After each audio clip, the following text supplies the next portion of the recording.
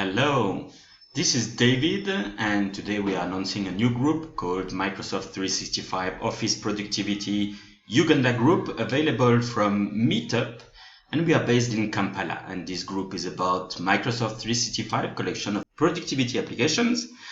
We will discover all the different applications that are part of the family of Microsoft 365.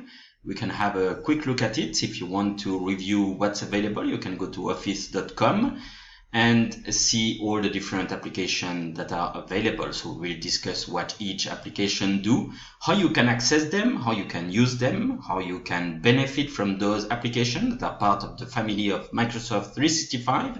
Some of them you might already be familiar with them, like Excel and Word and Outlook, which is here.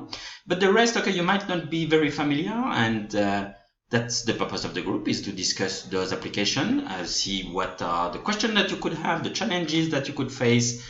And the new one in the family is Microsoft Lists, so we will also have a look at it and discover how we can use them. If you are interested, if you are willing to learn about those applications and discover how you can best use them in your office environment, well, join us and interact with us, ask questions and participate. Thanks and see you soon.